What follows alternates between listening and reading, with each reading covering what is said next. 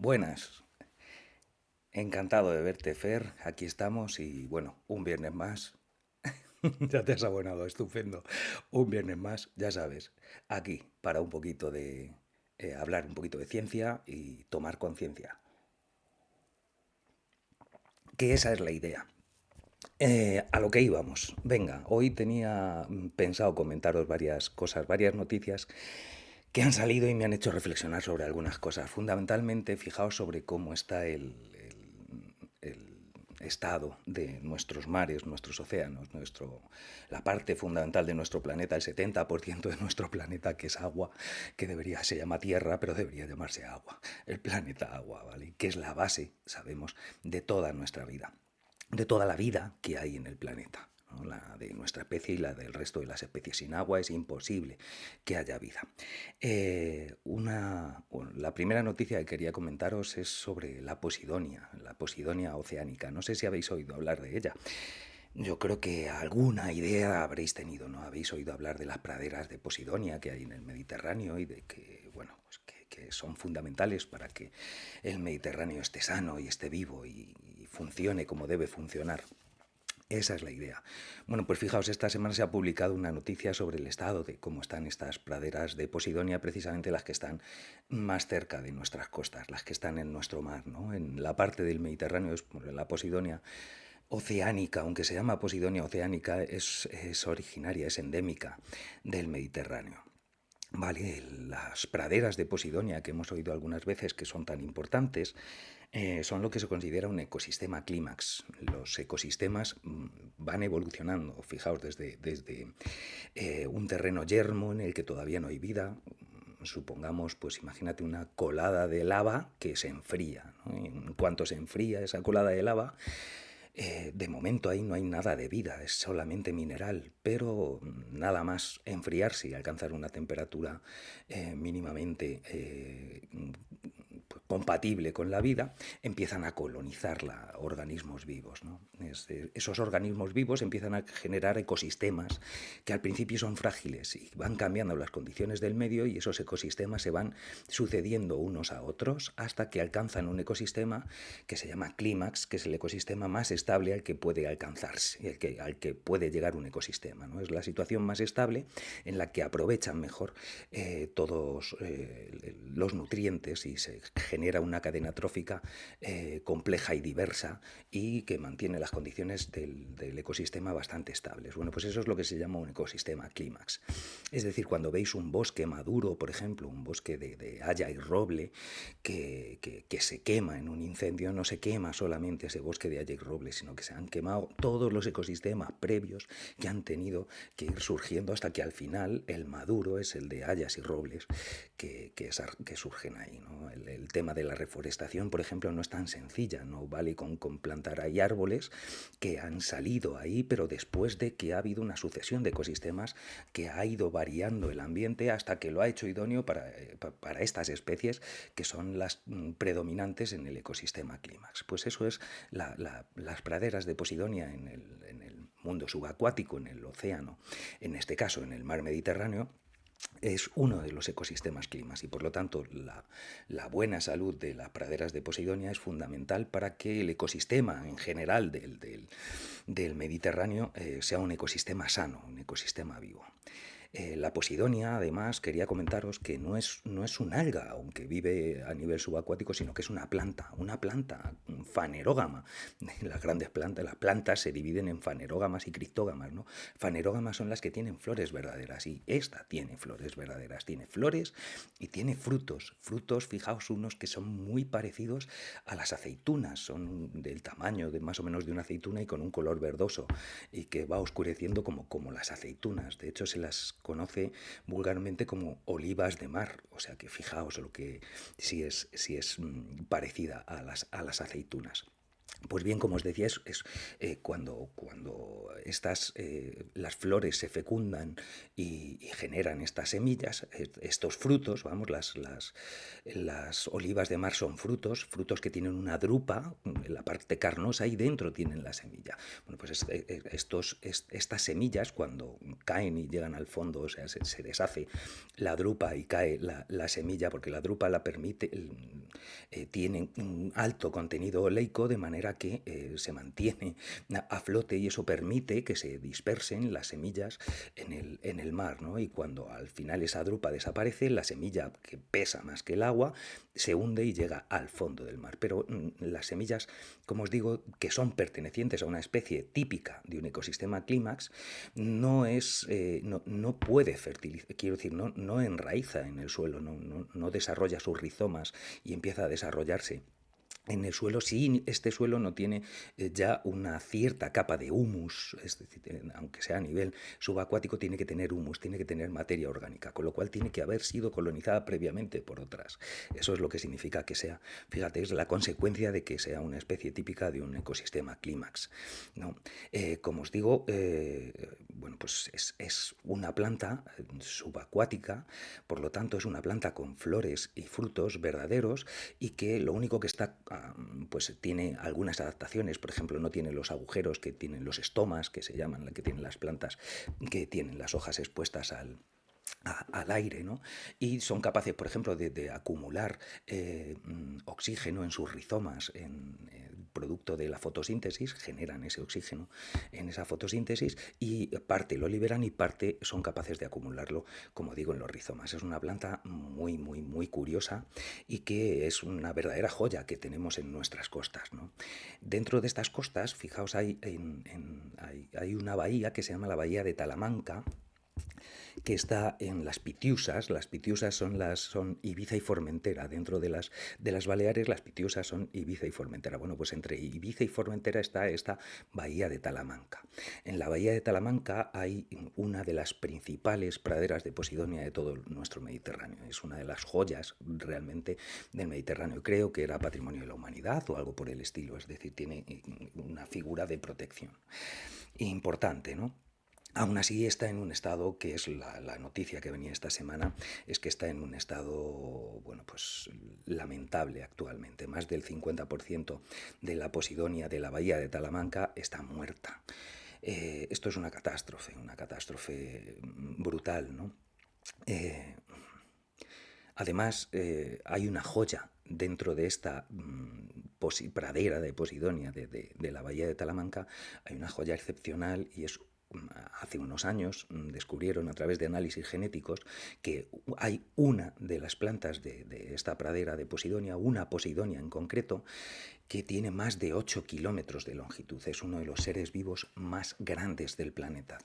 Han visto por análisis genético que a lo largo de 8 kilómetros cogían muestras de la planta y tenían el mismo genoma, es decir, era la misma planta. Son clones de la planta, son estolones, son reproducciones propias de esa planta que abarca una longitud, ya os digo, de más de 8 kilómetros. Fijaos qué pedazo de bicho. Pero además de ser uno de los animales más grandes de nuestro planeta, uno de los seres vivos, una planta, no un animal, una planta, uno de los seres vivos más grandes de nuestro planeta, también es uno de los seres vivos más longevos, pues se le ha calculado una edad de unos 100.000 años, nada más y nada menos. Mirad, o sea, el ser humano se supone, el Homo sapiens, nuestra especie, se supone bueno, cada vez se está echando un poquito más para atrás todo la edad en la que apareció el Homo sapiens en Europa, ¿no? Y cómo llegó hasta las Baleares y cómo llegó hasta la península ibérica. Bueno, pero teniendo en cuenta los próximos descubrimientos que haya que lo echen un poquito más atrás, no ha llegado el Homo sapiens, no llegó a Baleares antes de hace 40.000 años. Entonces, fijaos, cuando llegó el primer Homo sapiens por ahí perdido que apareciese por la zona de Baleares, esta planta, esta en concreto, que tiene 100.000 años de antigüedad, ya llevaba allí 60.000 años. Imaginaos lo que es esto, ¿no?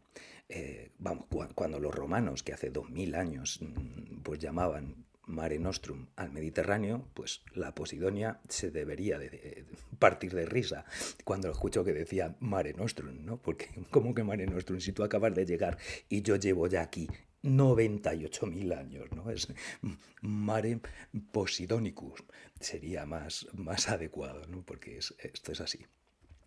Justo a la derecha, la bocana de la marina de Denia, en Altea, hay Posidonia.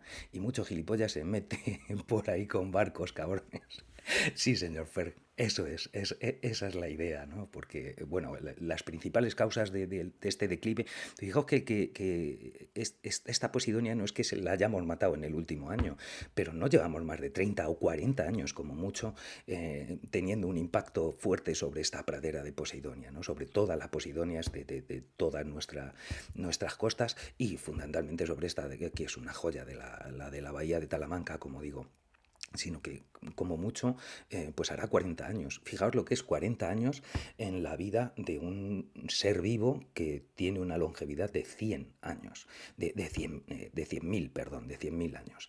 100.000 años, pues 40 años en 100.000 años es como un estornudo. Bueno, pues este estornudo que hemos sido nosotros, fundamentalmente porque la zona tiene, igual que le pasa a Denia, igual que le pasa a todas nuestras costas, tiene una presión turística exacerbada, ¿no? Exagerada y con unas consecuencias en el ecosistema terribles. Sabemos que precisamente este modelo de turismo, de industria turística, volvemos a lo mismo, siempre si le ponemos el nombre industria delante, se empieza a fastidiar todo. O sea que las actividades humanas, cuando se industrializan, es cuando se complica su impacto se multiplica por mucho su impacto sobre los ecosistemas, ¿no? Entonces, ¿cuánto tiempo llevamos con una alta presión turística en aquella zona? Pues fundamentalmente, como digo, como mucho 40 años. Y en estos 40 años, que para la vida de este ser vivo de 100.000 años es ridículo, pues en 40 años hemos matado la mitad de esta pradera de Posidonia, que es una de las joyas de nuestra corona. En la noticia que salió publicada hace un par de semanas, comentaban los ecologistas que estaban al tanto del tema y que estaban haciendo estudios de cuál es la situación de esta Posidonia, comentaban tres problemas fundamentales. Un problema fundamental es el que tú comentabas, Fer, el de los fondeos de los barcos, ¿no? Tirando el muerto, que es una mole de hormigón para fondear, o bien anclando en la pradera, en las matas de Posidonia, que generan unas matas, a través de las conexiones con sus rizomas y bueno, pues lo destrozan con estos fondeos ilegales. Y la multiplicación de fondeos ilegales en las aguas de Ibiza y Formentera es escandaloso en los últimos años. O sea, es una de las principales causas. Han puesto zonas de boyas para que ahí sea imposible fondear, o se vigile especialmente que no se fondee, pero sigue habiendo un número inaceptable de fondeos ilegales, ¿no? Esto es una de las principales causas de deterioro de estas praderas de Posidonia, los fondeos ilegales. Pero también otra de las principales causas es los vertidos de aguas residuales procedentes de tierra, de Ibiza fundamentalmente, que según parece ser no tienen la calidad de depuración que debería tener. Es así. Y luego, el tercero, es la contaminación que provocan muchos barcos que llevan a cabo unas actividades de limpieza de sus sentinas, que vierten el agua de sus sentinas con bombas de achi, que la sentina es la parte de abajo del barco, ¿no? En las bodegas donde se va acumulando, va entrando agua y al mismo tiempo se va mezclando con aceites y fuel del que utilizan, que es además de calidades pésimas las que se utilizan en los barcos, ¿no? Aunque se ha mejorado mucho últimamente y aunque es una práctica ilegal y no debería hacerse, aunque se ha restringido, vamos, se debería hacer en puerto y con, pues eso, a contenedores en condiciones, etcétera, etcétera, pero según comentaban en la noticia, el 99% de los barcos no lo cumple. Incluso el lavado de las sentinas lo permiten a más de 12 millas de la costa, cosa que también es una auténtica burrada, pero aún así ni siquiera se está cumpliendo. O sea que hay tantos y hay tan pocos medios para controlarlos que el impacto que están teniendo sobre esta maravilla y sobre esta planta tan estupenda que ha evolucionado a lo largo de miles y miles de años hasta llegar a ser como es y ser capaz de albergar una cantidad de vida y una cantidad de diversidad impresionante, que es la que generan, se le compara con los arrecifes de coral en cuanto a la capacidad de generación de biodiversidad, ¿no? Estas praderas de Posidonia. En fin, que es una triste gracia que seamos conscientes de la importancia que tiene y de que hay que reducir, entre otras cosas, lo que hay que reducir es la presión turística de la zona, ¿no? Y la presión y el tráfico de barcos, tanto de recreo y de charters ilegales, como digo, como el tema de los ferries, en fin, pues hay que minimizar el impacto humano sobre esta pradera de Posidonia que ya de por sí está fastidiada con el tema del cambio climático que le está afectando como a todos. Pues imaginaos si además tienes los fondeos ilegales, los vertidos de aguas que no se depuran en condiciones, el lavado de sentinas que viertes fuel y otros hidrocarburos y aguas sucias a la zona y bueno, pues que deberíamos, como siempre digo, deberíamos hacérnoslo mirar y deberíamos empezar a reaccionar con esto y tomárnoslo muy, muy en cuenta, ¿no? El siguiente tema que quería comentaros, la siguiente cuestión de la que quería hablar es con respecto a otra noticia que ha salido también hace muy poquito, a principios de febrero, que hoy he puesto una captura de pantalla que hice a una historia que subió Juan Bordera en Instagram. Sabéis que Juan Bordera es un periodista, divulgador científico también, y bueno, que ha publicado, entre otros, varios libros con Antonio Turiel, ¿no? El último, que es el de el fin de las estaciones, os lo recomiendo a todos. Estuve en la presentación del libro del fin de las estaciones, también os lo puse en Instagram, que había una presentación en el Ateneo, La Maliciosa, aquí en Madrid, y estuve allí con ellos, con Antonio, con Juan Bordera y con Yayo Herrero, que también es una mujer de Ecologistas en Acción, y muy interesante también escucharla a ella. Bueno, pues como os digo, Juan había puesto en Instagram una imagen de la temperatura, una gráfica que mostraba la evolución de las temperaturas en la superficie del océano desde 1982, me parece que era, hasta 2024, en la media durante todo el año, ¿no? Cómo oscila la temperatura durante todo el año, desde 1982 hasta 2024. Y se puede ver perfectamente, la noticia era, bueno, la zona además en la que la media de temperatura que se produce entre el paralelo 60 norte y el paralelo 60 sur, ¿no? Es, por así decir, las zonas que están en la zona templada. Nosotros estamos en la zona entre... ¿Os recordáis hace 2 semanas cuando hablamos de la célula de Hadley? Pues la célula de Hadley era como hasta el paralelo 30, del paralelo 30 al 60 es donde ya estaría la de Ferrer, ¿no? Bueno, pues esa es, desde lo que sería el círculo, lo que llegaría a acercarse al círculo polar ártico en el paralelo 60 norte y al antártico en el paralelo 60 sur. La media de la temperatura en la superficie del mar en esta franja grande de la Tierra, cómo ha oscilado, ¿no? Y cómo el 23 se ve perfectamente en la gráfica, como 2023 ya está fuera de madre y ha superado todas las expectativas. De hecho, se había batido el récord de temperatura absoluto que se había marcado en esta zona, lo había marcado en agosto del año pasado, eran 21,10 grados. Ahora, sin embargo, la noticia era que en febrero de este año, a primeros de febrero, se había batido el récord que se obtuvo el agosto del año pasado, ¿no? El agosto del año pasado eran 21,10 grados y ahora estamos en 21,12 grados. Hay que tener en cuenta que la subida de 2 décimas de grado no es una subida baladí, o sea, estamos hablando de que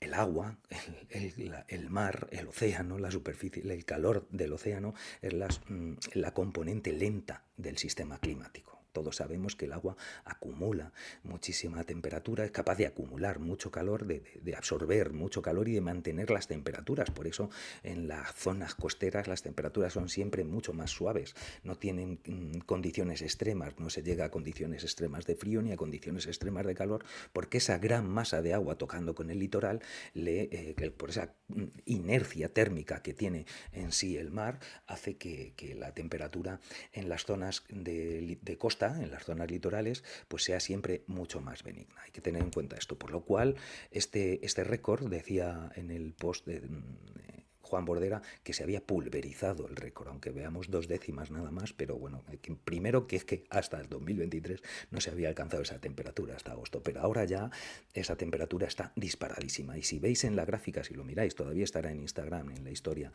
que lo he subido, si miráis la gráfica veréis que si comparamos la temperatura de febrero con las temperaturas de febrero de los años anteriores, está por las nubes, o sea, está mucho más alejada de lo que es de lo que debería ser, ¿no?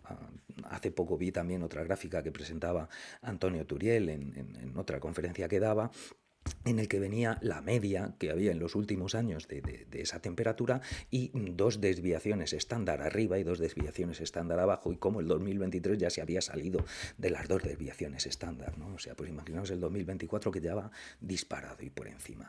Esto que parece... Bueno, pues no sé, a cada uno le parecerá lo que le parecerá, pero al que entienda un poquito y vea cuál es la situación, es para ponernos los pelos de punta. Esto es tremendo, es terrible. Es muy importante. Dice Fer aquí, fíjate, los gobiernos pasan olímpicamente. Bueno, no sé si pasarán olímpicamente o no, lo que sé es que es difícil hacer algo. Y luego es difícil también luchar contra el principal motor económico de la zona, que es el turismo. Entonces hay que reducir, evidentemente, la presión turística, pero eso hace pues, necesario que tengamos que cambiar mucho más profundamente, porque ese modelo de desarrollo ha llegado a un límite y ya tiene que empezar a reducirse, aunque se va a empezar a reducir, por desgracia, por la crisis que estamos viviendo a otros niveles, ¿no? O sea, por desgracia o gracias a lo que sea, ¿no? A Dios, a X, a cada uno en lo que quiera creer, ¿no? Pero sí,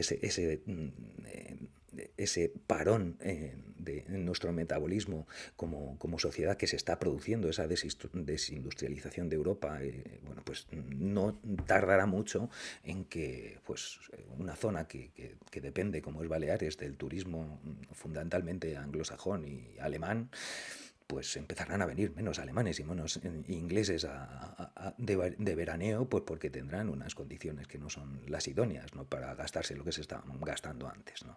Entonces eso, por un lado, nos vendrá bien, pero mucho me temo que la solución no será abaratar costes, etcétera, etcétera, y hacer que vengan por 2 duros y sigan viniendo, y cada vez además con una actitud más depredadora con el medio, ¿no? O sea, venir a consumir, a gastar y a generar residuo. En fin, que hay que compatibilizar los medios económicos con la salud de nuestro entorno, que ya está muy, muy, muy, muy, muy degradado, ¿no?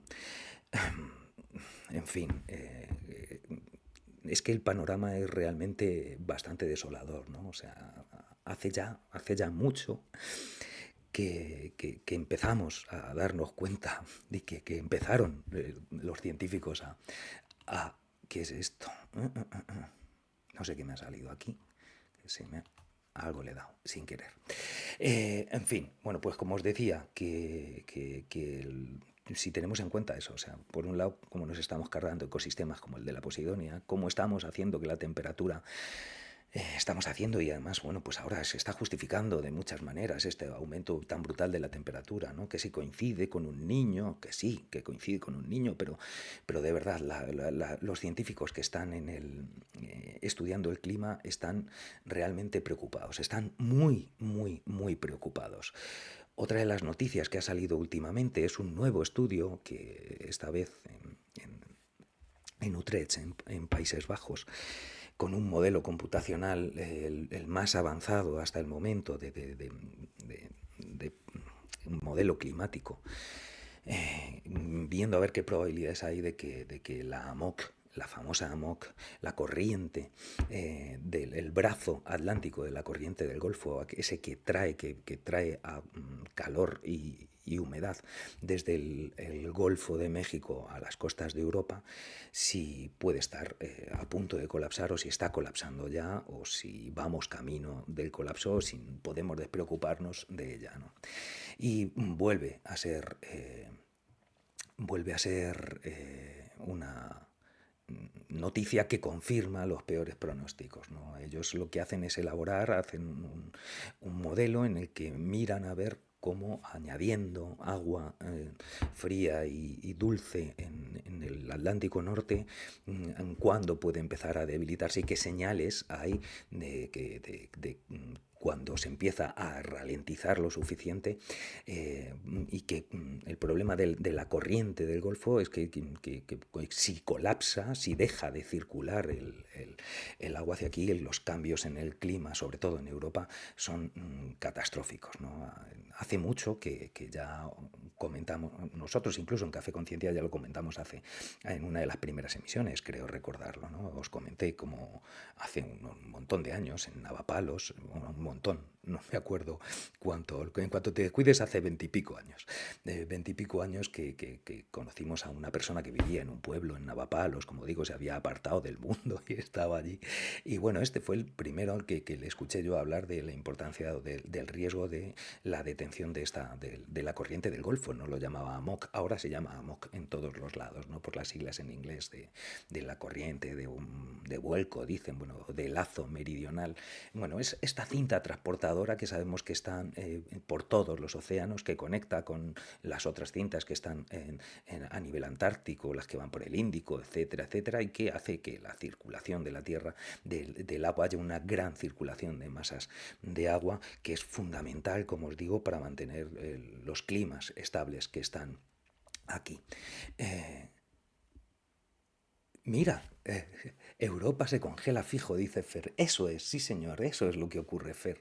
Eso es lo que te sacaste el título de capitán de yate. Qué interesante. Eres todo un descubrimiento, Fer.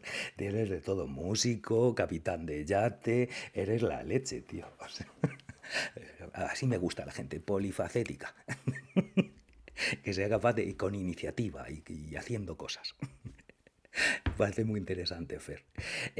Pues sí, ya como dices tú, el tema de las corrientes y cómo ya se suponía que era esto. El caso es que en el último estudio que han publicado en Science Advance, fijaos, una de las revistas de máximo prestigio, de los del grupo de Science y de Nature, son las de mayor impacto, que cuando tú tienes ya sabéis, en este mundo competitivo de la ciencia, cuando tú publicas algo y luego tienes que optar a una plaza de lo que sea, entonces pones en tu currículum lo que has publicado, bueno, pues no es lo mismo publicar en una revista que publicar en otras. Hay un factor de impacto que se llama en función de la importancia que tiene en las publicaciones en determinadas revistas. Igual que no es lo mismo publicar un artículo en El País, por ejemplo, que publicarlo en la hoja de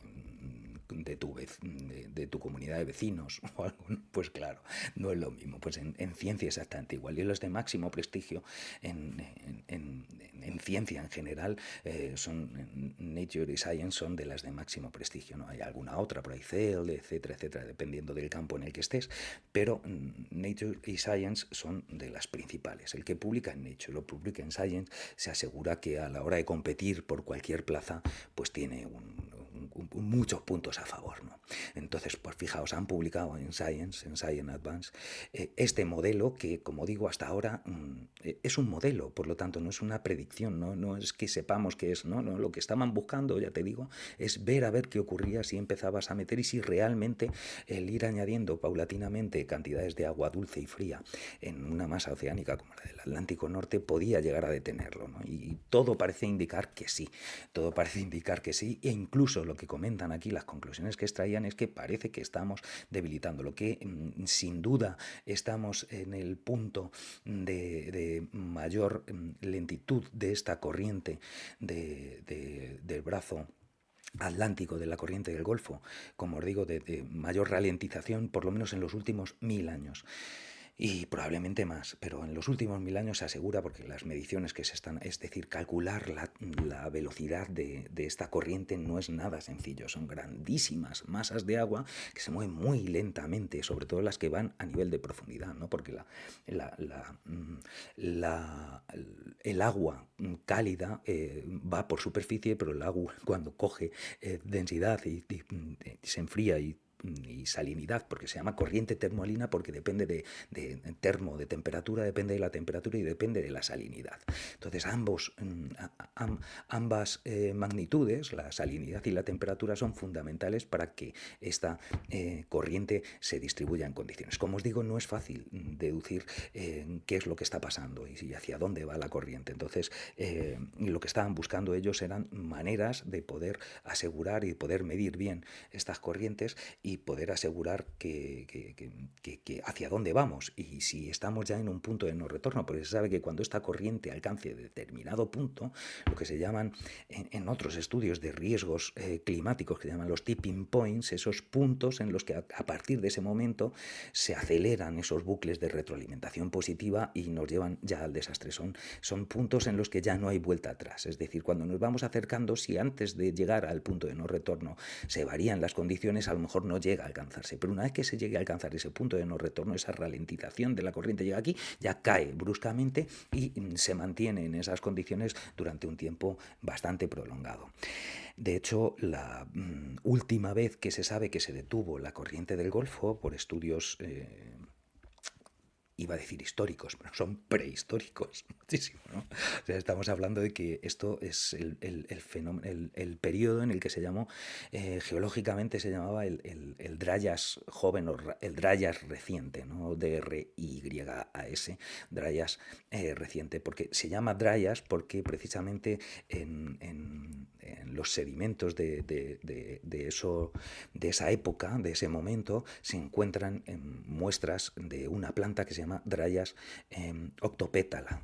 Tiene una flor con 8 pétalos y es una flor típica de la tundra, de paisajes de tundra, ¿no? O sea, de tundra, que sabéis que es el primer ecosistema que hay desde el polo, ¿no? Lo primero es la tundra, luego la taiga. Acordaos cuando estudiabais en el cole eso de Rusia, la tundra, la taiga y la estepa, ¿no? La taiga son esos bosques, luego las estepas, las praderas. Lo primero es la tundra. La tundra es la primera vegetación muy baja de musgos, líquenes y muy poquitas flores, entre otras esta. Y se llama Dryas por eso, porque hay 3 Dryas desde el último periodo glacial, cuando empieza a deshelarse el hielo, pues se pasan 3 Dryas, un Dryas antiguo, un Dryas más antiguo y un Dryas joven o un Dryas reciente, ¿no? Me llaman así porque en todos estos periodos se encuentran muchas muestras de esta planta, que es una planta marcadora de ese tipo de clima, por lo tanto, de un clima que se enfría. Veis que de la última glaciación empezó a calentarse el planeta, la temperatura empezó a subir y de repente sufrió tres empujones de nuevo, tres vueltas atrás en la glaciación. Y el último fue el Dryas reciente, que ocurrió alrededor de hace 12.000 y pico años, ¿no? El fin del Dryas joven es el fin del da lugar al Holoceno, ¿no? Se acaba el Pleistoceno y empieza el Holoceno, que es este momento que hemos vivido hasta ahora, en los últimos, como digo, 11.000, 12.000 años, que es lo que nos ha permitido desarrollar las sociedades sedentarias ya, abandonar la nomadización, y lo que dio lugar al Neolítico, por lo tanto, y a la construcción de sociedades complejas y variadas a partir de asentamientos más o menos estables. Esas condiciones climáticas nos lo han permitido precisamente cuando acabó este Dryas reciente o Dryas joven. En el Dryas, como digo, en el Dryas reciente todo parece indicar que se detuvo la corriente del Golfo porque hubo un deshielo muy grande de la zona que hay entre Estados Unidos y Canadá, la zona de los Grandes Lagos. Había una gran masa glacial allí que se desheló más rápido de lo habitual, y en vez de llegar por escorrentía hasta el Mississippi, llegar al Golfo, etcétera, etcétera, salió por el río Hudson y llegó al Atlántico Norte, al Ártico y al Atlántico Norte, y detuvo bruscamente una gran entrada de masa de agua fría. En unas décadas detuvo la corriente del Golfo, y duró una glaciación que hubo a partir de ese momento, que duró entre 1.150 y 1.300 años, calculan que estuvo. Y luego acabó también muy súbitamente, en unas décadas se revirtió de nuevo el proceso, y ya entramos en lo Paleolítico, que es el Holoceno, ¿no? El momento en el que estuvo nosotros. Entonces, como dice Fer, las principales consecuencias que comentan y que vuelven a asegurar en este modelo, que lo han visto, es, entre otras cosas, es que, hablan, como decía Fer, de unas bajadas brusquísimas de temperatura en toda Europa. Si os dais cuenta, Europa, lo hemos comentado algunas veces, la latitud a la que está Europa es una latitud que le correspondería, por su cercanía al polo, un clima bastante más frío y más seco, ¿no? Pero esa corriente del Golfo nos trae desde los trópicos, nos trae humedad y temperatura. Como digo, se calculaba en este modelo, pronosticaban que habría un enfriamiento de la temperatura en Europa de unos 3 grados por década. Eso es una auténtica burrada. 3 grados de media por década es una burrada. Hablaban de que podíamos entrar en una nueva edad de hielo, ¿no? Quizá la península ibérica se mantenga aquí en unas condiciones mejores que la mayoría de Europa, ¿no? Pero Turiel, comentando esto, decía el otro día una imagen muy ilustrativa, ¿no? Imaginaos París con 50 metros de nieve, o sea, de hielo. En París, 50 metros de hielo. Si nos damos cuenta, en Madrid está a la misma latitud que Nueva York. Si miráis las nevadas que hay en Nueva York, habitualmente las normales en invierno no son las que hay aquí. Y por supuesto, Europa, que está más al norte, el resto de Europa, perdón, que está más al norte, a veces hablamos desde España, consideramos Europa al resto, ¿no? Es como la gente de Vallecas aquí, ¿no? Que dice, me voy a Madrid, como si vivieses en otro sitio. O sea, tú vives en Madrid. Pues igual, en Europa, nosotros somos Europa y somos una parte importante de la construcción de Europa históricamente y geográficamente, pues somos el sur de Europa, por así decir, el suroeste en nuestro caso. Pero todo el entorno del Mediterráneo, tanto Europa, tanto España, como Italia, como Grecia, en la parte europea, parece que podemos tener un poquito más de suerte. Podemos tener un poquito más de suerte porque el Mediterráneo sigue otra dinámica. Entre otras cosas, está calentando más que el resto, pero sigue otras dinámicas. Y entonces, para esta zona probablemente no llegase el hielo, ¿no? Igual que, bueno, en la época glaciar, sabéis que los neandertales fueron bajando con la glaciación y los últimos neandertales están en Gibraltar, ¿no? Las últimas muestras los últimos yacimientos de neandertales están en Gibraltar, precisamente, en la península ibérica. Como os digo, una de las consecuencias sería una bajada brusca de temperatura que haría prácticamente invivible. Por supuesto, olvidaos de cosechas, o sea, imaginaos la que esto supondría, ¿no? Antonio también comentaba que a modo de broma, él decía que estaba estudiando alemán ahora. Dice, ¿cómo te pones a estudiar alemán? Dice, bueno, pues para atender a los refugiados climáticos que van a venir, ¿no? De Alemania. Dice, pues como inglés y francés ya sé. Dice, pues estoy estudiando alemán para atender a los refugiados climáticos. Pues sí, un poquito de humor, pero es terrible la situación, ¿no? En Europa se supone, fijaos, que esa pérdida de cantidad de masa de calor y de humedad hará una Europa mucho más fría y mucho más seca. De hecho, unas de las pistas que nos daban, que comentaban en el estudio y que se corroboran con las pistas que teníamos, que nos daban de alguna manera unas indicaciones de que la corriente del Golfo estaba perdiendo fuelle, es que aparece una mancha de agua fría bastante estable, de agua fría y dulce en el sur de Groenlandia, que los modelos del IPCC, fijaos cuando hemos comentado el IPCC, lo que comenta y lo que dice, bueno, pues el IPCC es muy conservador por el propio modus operandi de la ciencia, ¿no? Que siempre te cuesta asegurar, siempre dejas la posibilidad de que, bueno, pues el IPCC, que era muy conservador, precisamente con la corriente del Golfo, pues quitaba un poquito de miedo al asunto, ¿no? Pero parece ser que es que no controlábamos tanto como controlábamos ahora mismo y la situación de la corriente del Golfo realmente es para preocuparse. Lo que nos decían en este estudio es que sí, se está llegando a mínimos, es decir, hay una evidencia de que esta corriente está perdiendo fuelle y que no sabemos si realmente estamos ya en el punto de no retorno o nos estamos acercando a él, pero lo que sí tenemos claro es que si no cambiamos de actitud, si no cambiamos bruscamente nuestro modo de vida, se va a producir este colapso más pronto que tarde. Hace nada ya habíamos comentado un estudio que salió en agosto en el que pronosticaban que en el siglo XXI, con un 90 y pico por ciento de probabilidad, se iba a producir el colapso de esta corriente del Golfo. Y no me acuerdo en qué fecha daban como la más probable, pero hablaban, ya te digo, que iba a ocurrir en este siglo. O sea, que no es algo que es algo que probablemente que nuestros hijos o nuestros nietos verán.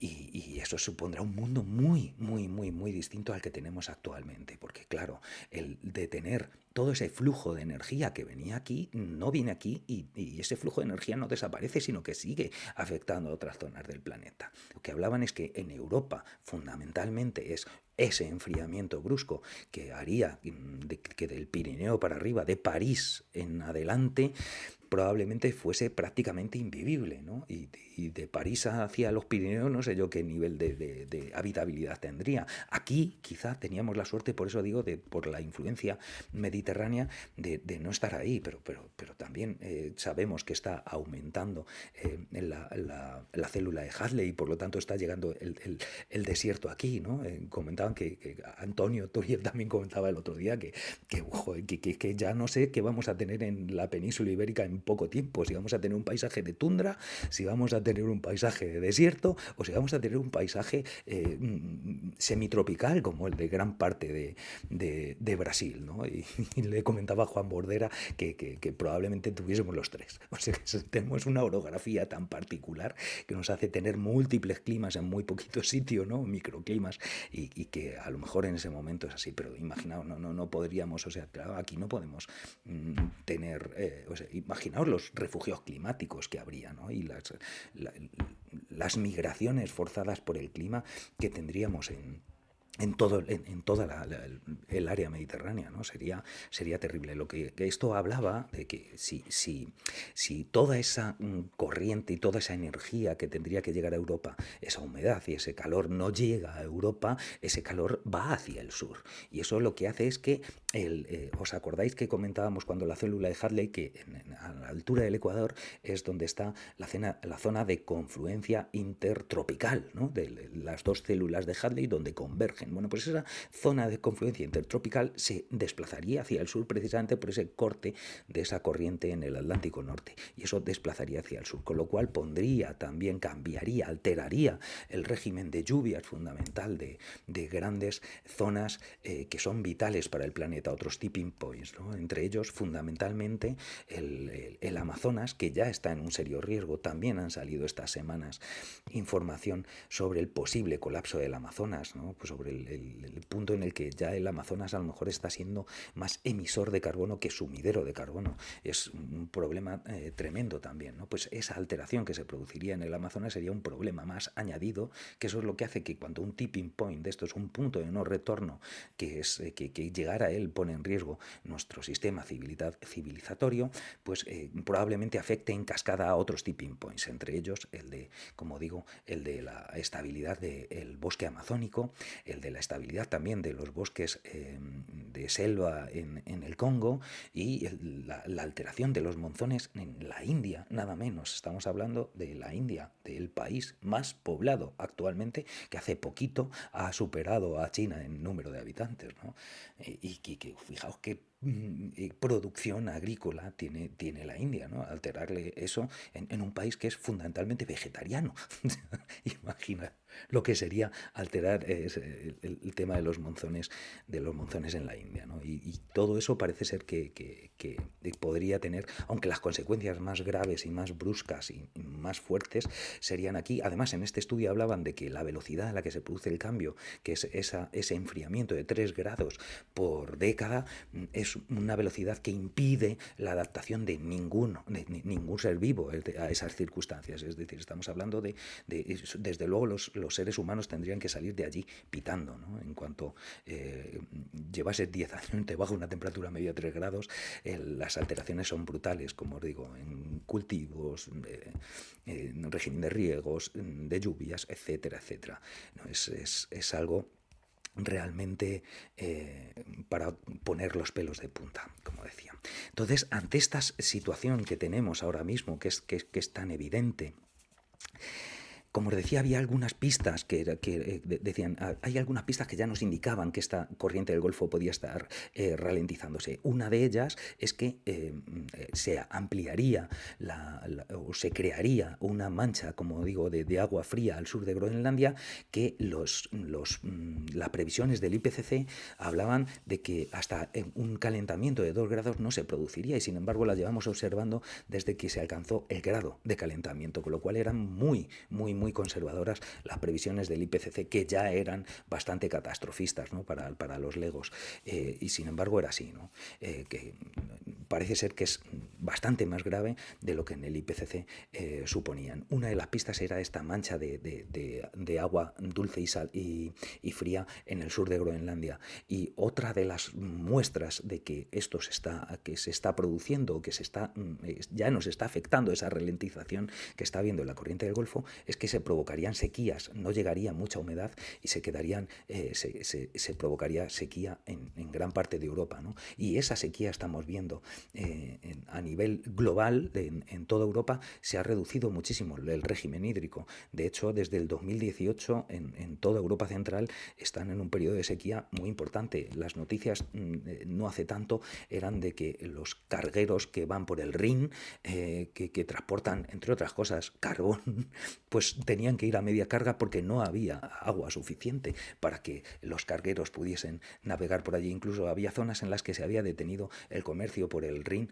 porque no había agua suficiente. O sea, fijaos la situación que ya tenemos. Lo que pasa es que aquí seguimos hablando de chorradas y seguimos preocupándonos de otras cosas cuando la situación es realmente muy preocupante. En fin, es que no se puede decir más. Otra o sea, los científicos ya no pueden avisar más, ya no están. O sea, es que es terrible tener que estar anunciando todos los días o describiendo los males del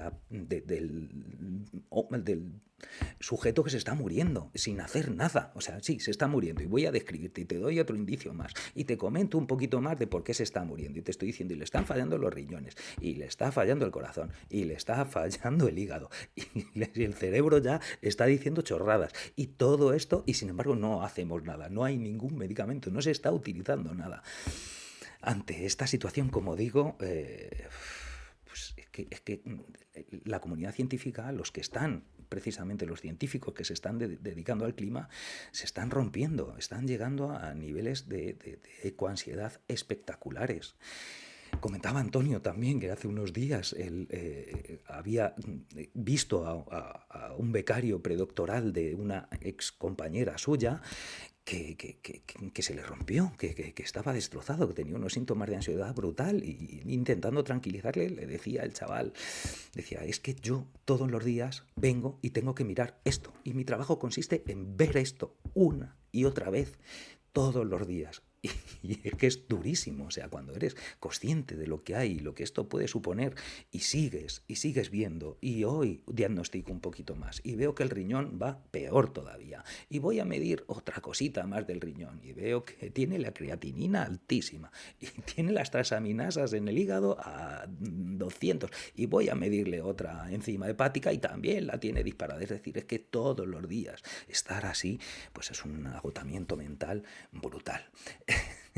Lo siento, pero es que es así, es que es terrible, es que siento realmente ser un poco agorero y bueno, pues a esta gente, a Antonio Turiel, a Juan Bordera, a Carlos Taibo, a Yayo Herrero, a Luis García Herrero, a todos estos que nos están contando cuál es el riesgo que hay, pues se les está tachando de catastrofistas, de agoreros, de tal. Pero yo, ante opiniones discrepantes, os recomiendo una máxima que se utiliza en todas las películas de policíacas y todas las series policíacas lo mencionan, ¿no? Es el famoso latinajo de qui prodest. Cuando ves opiniones contrarias y tienes que valorar una, mira a ver a quién beneficia, que es lo que dice qui prodest, ¿no? ¿A quién le beneficia mantener esa postura? O sea, si un científico te está diciendo que esto es así y que no tiene nada que ganar diciéndote eso, y sin embargo el que te está diciendo que no es así, pues resulta que en cuanto rascas un poquito, pues tiene intereses económicos detrás para que todo se mantenga, para mantener el status quo que hace que esta máquina siga avanzando y siga acercándonos al desastre.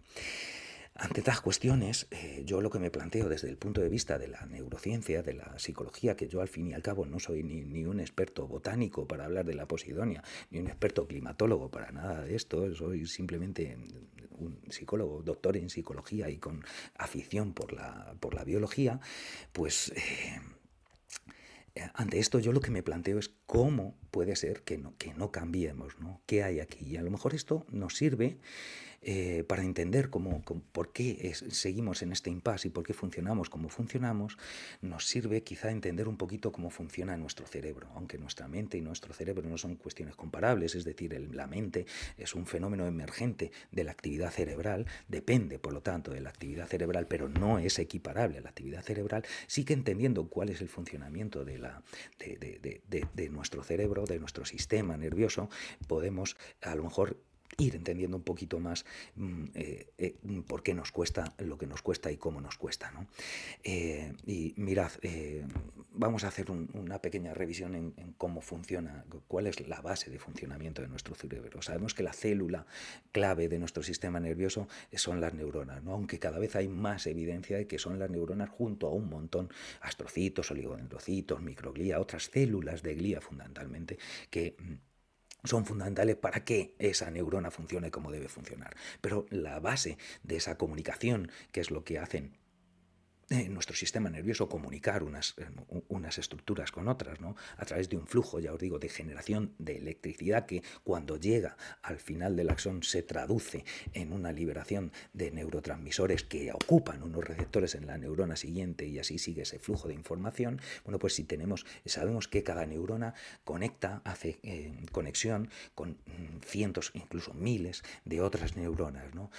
Recibe información por sus dendritas. Si una neurona tiene tres partes, que ya lo hemos comentado, no tiene una parte fundamental por la que recibe, que son las dendritas, una parte donde está el soma, el cuerpo neuronal, donde está su núcleo y donde por lo tanto se tienen que expresar los genes y se genera el metabolismo celular, y una parte por la que emite, que es el axón, que luego se ramifica en un montón de botones terminales, de manera que cada neurona recibe información de un montón de otras neuronas y manda información a un montón de otras neuronas, ¿no? En fin, la cuestión es que, fijaos, una neurona cuando manda su corriente por su axón y ese llega a ramificarse en un montón de botones terminales que cada uno hace sinapsis con una neurona distinta, digamos que no por todas sus botones terminales, no por todas sus ramificaciones va la misma cantidad de información.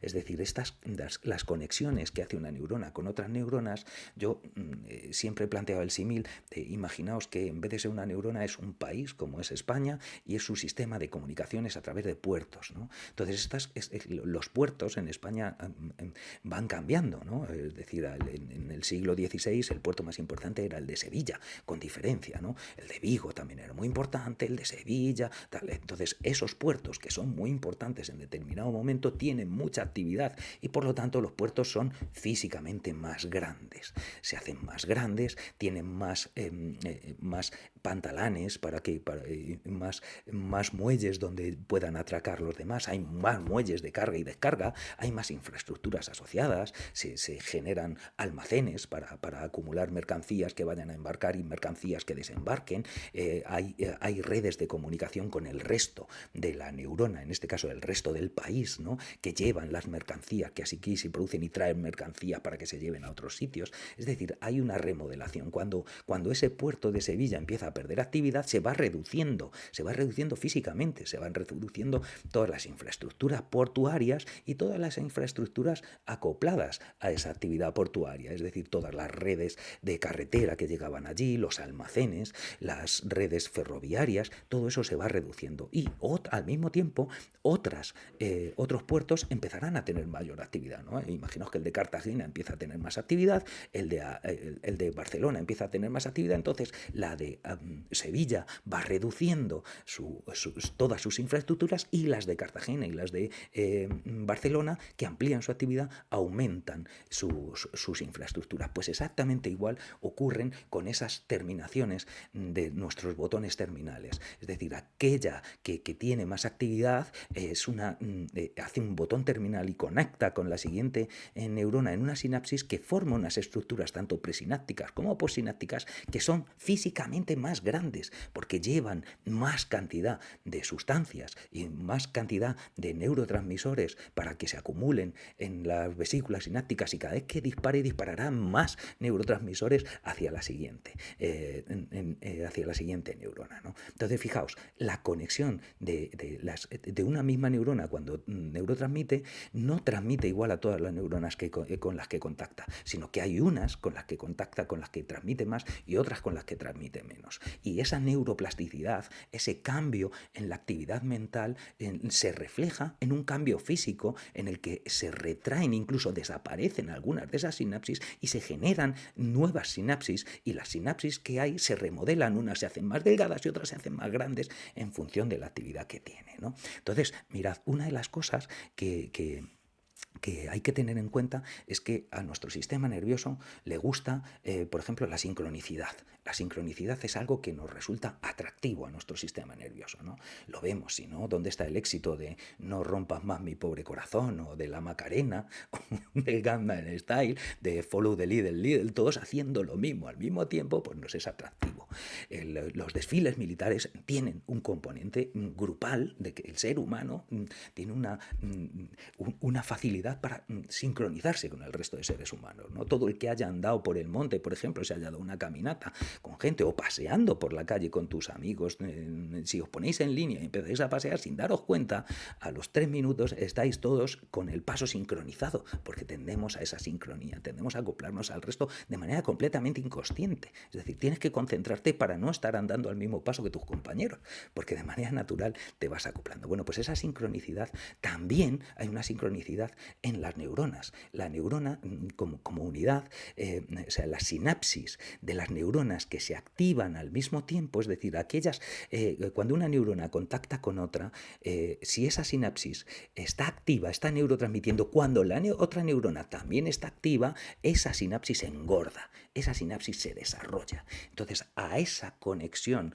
que hay en un momento dado entre un montón de neuronas que ahora mismo simultanean su actividad, a esa conexión es la que llamamos engrama, a una red neuronal que se coactiva, que se activa al mismo tiempo. Entonces, esos engramas son las bases de nuestro conocimiento.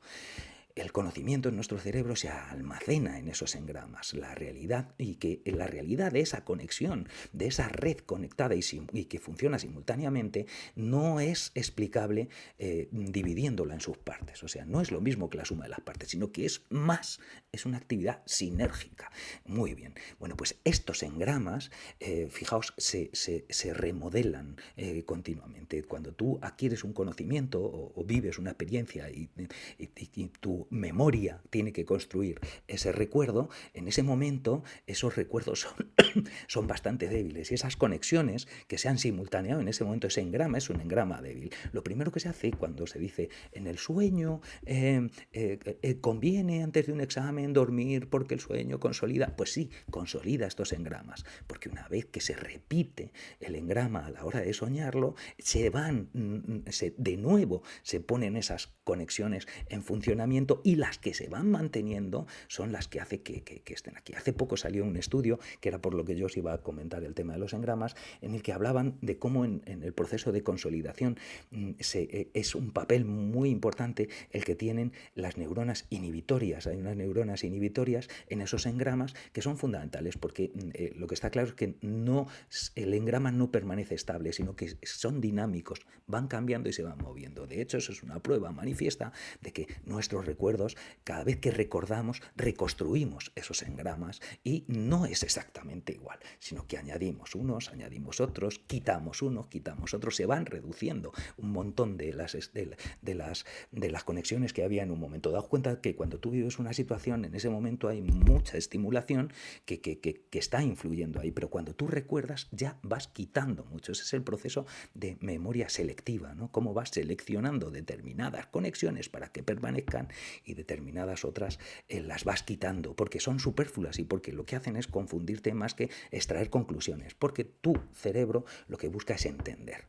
Muy bien, pues en este proceso de entendimiento y de remodelación, fijaos que todo esto que estoy comentando está detrás de esto que llamamos plasticidad neuronal, ¿no? Esa plasticidad neuronal es esa capacidad de que cambien las conexiones, y es la base, por ejemplo, de que la terapia psicológica tenga una eficacia real y física, porque realmente tu mismo pensamiento es capaz de cambiar esas conexiones de alguna manera, y a través de la influencia de la palabra, fíjate, puedes llegar a cambiar, a remodelar esas conexiones. En fin, el caso es que sabemos algunas cosas de esas conexiones. Sabemos, por ejemplo, que las conexiones que son propias de esos engramas son más potentes cuando se adquieren con una emoción de por medio, es decir, cuando en esa red neuronal hay neuronas de estructuras límbicas, que son las que están detrás de todo nuestro procesamiento emocional, ¿no? Las emociones son una forma de marcar la importancia de los eventos para nuestro cerebro, ¿no? Eso es por lo que están ahí las emociones. Y entre ellas, fíjate, las negativas, tenemos un sesgo que fomenta la atención en lo negativo, pues porque la negativa, en cuanto haya un supuesto riesgo de vida, pues la evolución ha llevado a que esas conexiones se prioricen, porque puede que vaya tu vida en ello, ¿no? Entonces ese sesgo, todo aquello que haga que la amígdala se nos active y al mismo tiempo en ese engrama, pues hará que esos engramas sean más permanentes. También sabemos, por ejemplo, a la hora, y lo sabemos de siempre, ¿no?, cómo memorizamos algo, cómo memorizamos, que al fin y al cabo es construir un engrama, ¿no? Es reconstruir el engrama. La memorización es que yo ya he tenido el engrama cuando he aprendido, y al memorizarlo, al repetirlo, lo que hago es que vuelvo a activar ese engrama, y cuantas más veces se active, más probabilidad hay de que sea sincrónico y de que eso permanezca más en el tiempo, ¿de acuerdo? Entonces esa repetición de engramas es así. Eso lleva, por otro lado, una consecuencia importante también, y es que los primeros engramas que se generan, las primeras conexiones, y que las primeras, si se siguen utilizando, son conexiones que cada vez cuesta más remodelar, ¿no? Cuesta más quitarlo, porque se ha invertido más infraestructura, son más gordas, están ahí desde hace más tiempo, y cada vez es mucho más difícil que esas cambien. Las nuevas que acaban de formarse, que acaban de llegar y que todavía son lábiles, esas se remodelan muy fácilmente, pero las que están ahí son importantes. Por eso es por lo que esos engramas que responden a esos aprendizajes previos y primeros que tuvimos, hay algunos que son fundamentales, que ahora los saquemos y los pongamos de nuevo, porque en el proceso, fíjate, de reconsolidación se consolidan en su momento, pero luego cada vez que los recuerdas se reconsolidan. En ese proceso de reconsolidación se ha descubierto que hay que para esa reconsolidación y para que el recuerdo permanezca, tiene que hacerse una síntesis de proteínas que está detrás de esa remodelación que se están haciendo en las conexiones, ¿no?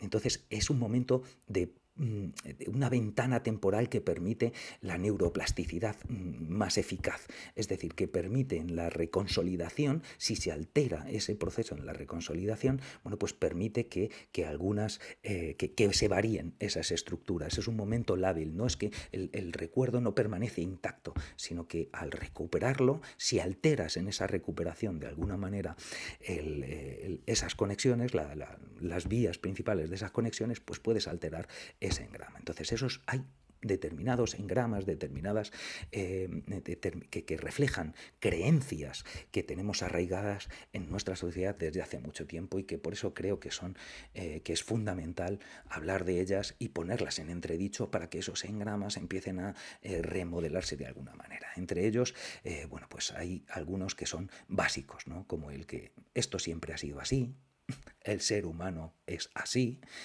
el ser humano es egoísta. Sí, el ser humano es egoísta, pero el ser humano también es altruista, pero tanto o más que egoísta, ¿no? La evolución, el motor de la evolución es la competición, pues la competición es importante en el proceso evolutivo, pero también lo es la cooperación, como hemos visto en los anteriores Café Conciencia, ¿no? Entonces, el generar esto, el hacer más débiles las conexiones que hemos tenido aquí, que son base, y que hay determinadas creencias que creo que son básicas para mantener el sistema que tenemos, ¿no? Entre ellas, como digo, el excesivo énfasis en la competición, el excesivo énfasis en nuestras capacidades, en nuestra realidad de ser humano agresivo, de ser humano violento, de ser humano egoísta, y potenciar todas las otras facetas que también tenemos y que son tan importantes o más que las anteriores, porque, como digo siempre, desde el momento en la evolución, fíjate, desde la formación de la célula eucarionte, de esa célula con núcleo diferenciado y con orgánulos, que sabemos que el origen de esa primera célula eucarionte, por lo tanto, es la simbiosis entre dos células procariontes. Pues si hay ya un hecho de simbiosis, es un hecho cooperativo en el que se han disminuido la expresión de genes de competición y se han maximizado la expresión de genes de cooperación. Y eso hace que también el primer ser pluricelular fue un ser en el que varias células decidieron actuar en conjunto en vez de actuar por separado. O sea que la competición y la cooperación, ambos son las dos caras de la misma moneda, que es la evolución, pero se necesitan la una y la otra en un cierto equilibrio. Y en nuestra sociedad todos nuestros esquemas de creencia están sesgados hacia una determinada zona que nos hace que sea coherente y que no entendamos cómo se puede funcionar de otra manera, ¿no? Y que seamos ahora mismo, sea para nosotros más fácil creer o pensar en un fin de la humanidad que pensar en el fin del capitalismo, que es el verdadero problema que tenemos ahora mismo en nuestra sociedad. El capitalismo ha servido para lo que ha servido, pero ahora mismo la evidencia científica nos dice que tenemos que superar ese capitalismo y tenemos que entrar en un sistema postcapitalista, más inteligente y más basado en la cooperación y en la ayuda y en el proteger lo que es de todos, que es lo fundamental. Bueno, ya hoy yo creo que he desbarrado un poquito y se me ha ido por ahí el tema, pero bueno, yo me he quedado a gusto por lo menos, porque es que de verdad cuanto más te centras y más ves la situación que tenemos, pues es difícil no entrar en lo que actualmente se llama ecoansiedad, ¿no? Bueno, Fer, me encanta que te encante. Lo vamos a parar ya, que si no luego esto dura horrores y no hay quien se lo trague. Aunque estaría mucho mejor así interactivo, ¿verdad, Fer? Eso es así. Bueno, nos vemos. El lunes te veo. Venga, hasta luego.